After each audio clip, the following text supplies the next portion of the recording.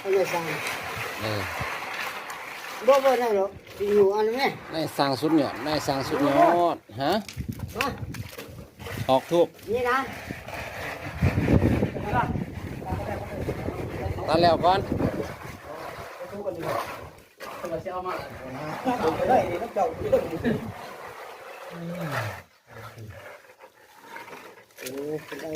การได้รักษา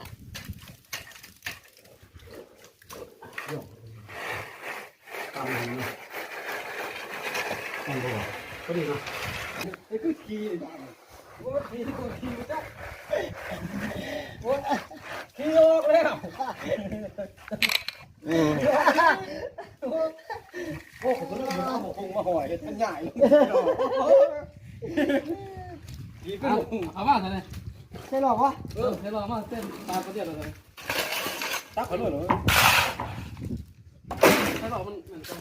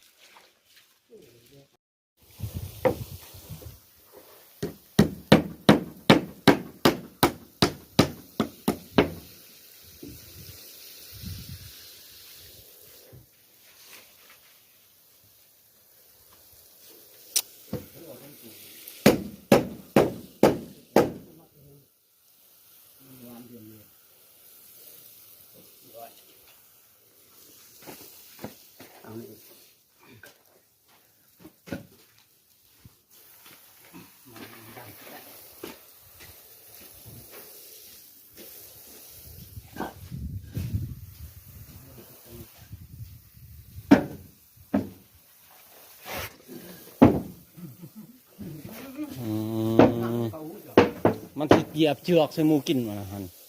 มันบริยานนะถึงเรานำไปแจกรู้เลยนี่ก็เดือดลูกบ้าก็เรื่องของฟ้าเป็นหาท่าอยู่ที่มันเหยียดมันดูดท้ายงานเชื่อมนี่ตื่นออก